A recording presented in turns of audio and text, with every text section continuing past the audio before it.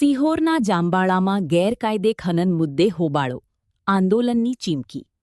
સ્થળ: જાંબાળા ગામ, દેવગણા રોડ, ગંગાબાના ગાળાધાર, તાલુકો સિહોર. મુદ્દો: ગ્રામ પંચાયતની મંજૂરી વગર થઈ રહેલું ગેરકાયદેસર બોરિંગ અને ખનનકામ. મુખ્ય મુશ્કેલીઓ: માલધારીઓને પશુ ચરાવવામાં અને નાના ખેડૂતોને ખેતીમાં ભારે અડચણ. પર્યાવરણ અને ગૌચરની જમીનને નુકસાન થવાની ભીતિ. ગ્રામજનોની ચેતવણી: સમગ્ર જાંબાળા ગામના લોકો, માલધારીઓ અને ખેડૂતો દ્વારા કલેક્ટર અને મામલતદારને લેખિત રજૂઆત કરવામાં આવી છે. જો આ ગેરકાયદેસર પ્રવૃત્તિ તાત્કાલિક બંધ નહીં કરાય તો ગાંધી ચિંધ્યા માર્ગે ઉગ્ર આંદોલન કરવામાં આવશે.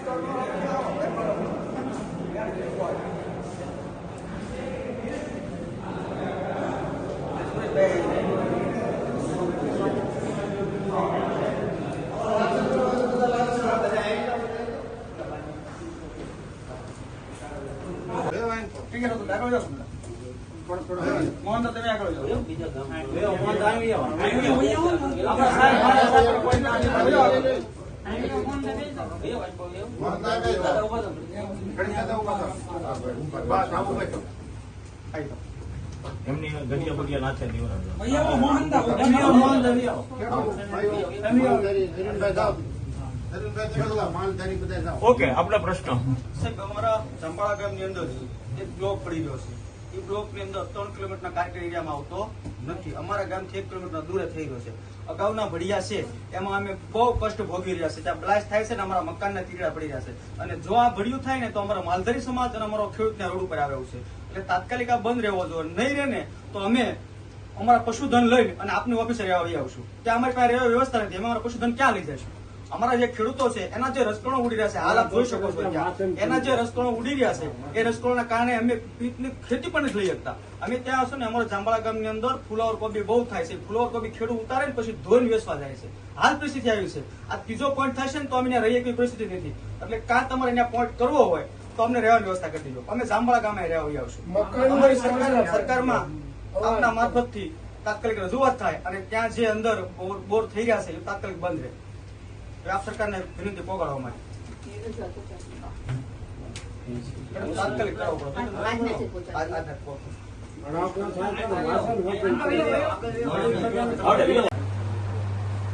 સાહેબ, આપનો પરિચય આવો ભાઈ. પ્રશ્ન 3 આપણે કયો સાહેબ, હું કહેવાનું તમે કયો. આપડા ભડિયા જે બોર પાડે છે એ આ ગામ ને અમારા માલધારી બધા નુકસાન છે. અમારો માલ તો કેવું બોર એવું તાત્કાલિક બંધ કરાવવાનું, તાત્કાલિક બંધ થાય એવું કરવાનું છે. અને જગ્યા થોડુંક ઈ લઈ જાય તો એ જગ્યા જે સેફ છે એ અમારા માલની જીવન દોરી છે. એટલું એનું એક અમુક તરણ જે થાય એ કરવાનું છે. એની ઉપર આખા માલનું જીવન દોરી છે. ગામને નડતર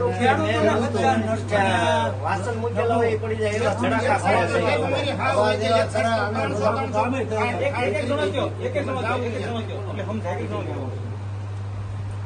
એક દેશમાં અમારે પવન શીખી વાળા છે અને એક બાજુ આ ભડિયું નવું થાય છે. બરોબર, હવે એમાં બ્લાસ્ટ કરશે એટલે હવે ગામને જવાનું છે. અમારે સાહેબ ઓલરેડી ભડિયા ત્યાં 2 છે. એક અમારા ગામમાં આવે છે અને બીજું કાજાદ્રેમમાં આવે છે. પરંતુ 2 નો રસ્તો અમારે ત્યાં છે. 2 અમારે એકમાં જાય છે. પરંતુ આ ત્રીજો પોઈન્ટ થાય ને એટલે અમારી પાસે જે ધાર બસી છે ને એ ધાર વહી જાય. એટલે અમારા માલધારી કે ગામના લોકો રહી શકે પ્રશ્ન નથી. અને જે સરકારનો ક્રાઇટેરિયા છે કે ગામના રહીશથી 3 કિલોમીટરના દૂરે ભડિયું હોવું જોઈએ. પરંતુ આ એરિયો માત્ર 1 કિલોમીટર અંતર થાય છે. તો આપ સાહેબને વિનંતી છે કે સરકારમાં તાત્કાલિક ધોરણે તપાસ કરાવી અને આ ભડિયોનો પોઈન્ટ બંધ રહે.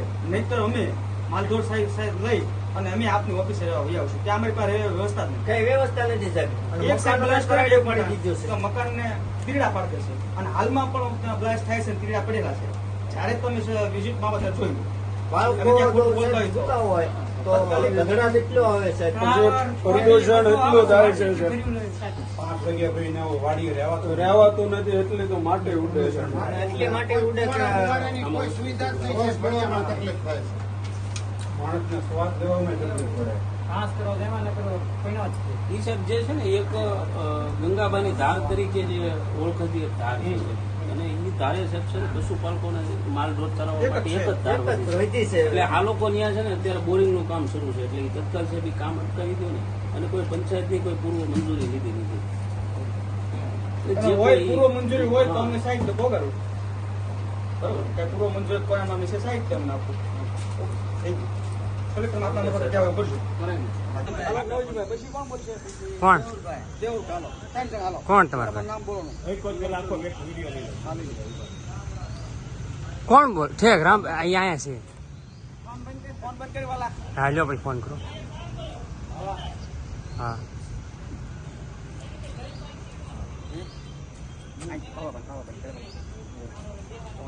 દાદા તમારું ગામ ને પરિચય આપો તમારો.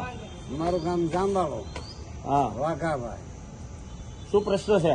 આ પ્રશ્ન ધારનો છે અને અમારે આ પાવડર ઉડે અને ભડાકા થાય કોઈ માલ તો ઉભો રહે એમ નથી પણ મકાને રહે એમ. અને ખેડૂતને પીક થાય એમને. હવે બીજા બોલાવો. જો બોલતા હતા ને. ઇન્ટરવ્યુ છે એટલે બીજા મોહન તપાય બોલો પછી બેઠો આપણા પરિચય સાથે હવે આપણા પરિચય સાથે કયું ગામ જાંબાળા રવજીભાઈ. બોલો અમારે શું? ખેતીવાડીમાં કોઈ વસ્તુ કરીએ કોઈ વસ્તુ થાય એમ નથી. હા. કારણ આ ભડિયું થતા પાવડર એટલો ઉડે છે ભડાકા કરે તો દિવાલોમાં ચડ્યું પડે વાસણ પડી જાય એવા ભડાકા થાય. આ ભડિયું ન થાય તો એવું કરાવો. હાલો હમણાં બોલતા હતા ને, હાલો. ભાઈ હરવું સરખું બોલો કે આજે મેં કલેક્ટર આ બાબતે અમે આવેદન દેવા આવ્યા છીએ બરોબર. હાલો હાલો સમસ્ત ગામ જનો એક જ મિનિટ. હા બોલ. આપણા નામ અને પરિચય સાથે. મારું નામ છે હરેશભાઈ નગાભાઈ. અમારે એક પ્રશ્ન લઈને આવેલા જે અમારું જે ગૌચરણ છે એના માટે અત્યારે બોરિંગ ને એવું ચાલુ છે.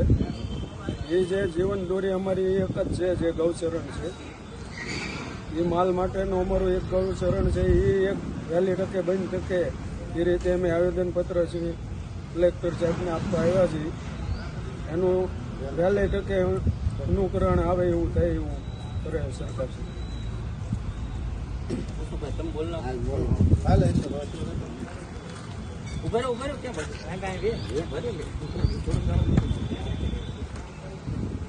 આપણા પરિચય સાથે. મારું નામ અશોકભાઈ વિઠ્ઠલભાઈ મકવાણા, રહે ગામ જાંબાળા. અમારા ગામની અંદર ઓલરેડી 2 ભડિયા આવેલા છે. એક કાજાવદરની યજમાં છે, એક જાંબાળા ગામની યજમાં છે.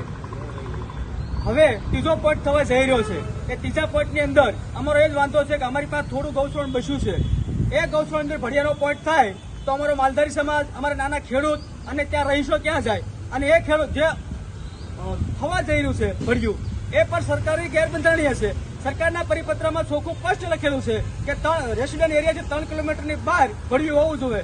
તો અમારા ગામના રેસિડેન્ટ એરિયાથી 1 કિલોમીટરના અંતરે ભડિયું આવી રહ્યું છે. કોના ઈશારા પર આવ્યું છે ખબર જ પડતી. અમારું જાંબાળા ગામ છે 102 વિધાનસભા મત વિસ્તારમાં આવતું ગામ છે અને નાનું ગામ છે, એક સાથે રહેવાળું ગામ છે. આ ગામની અંદર સરકારનો વિકાસ 100% જોતો છે, પરંતુ વિકાસ અમારી માથે ડગડગ રહે એવો વિકાસ અમારે જોતો નથી. જો આ વિકાસનું કામ થાય અને એના મરત્યાઓને 5 પૈસા રળાવવાનું કામ થાય એની પાછળ અમારા ખેડૂતના માલધારીનો ભોગ લેવાઈ રહ્યો છે. એના અનુસંધાને અમે મામલતદારશ્રી અને પ્રાંતશ્રીને સિહોર આવેદનપત્ર દેવા આવ્યા છે.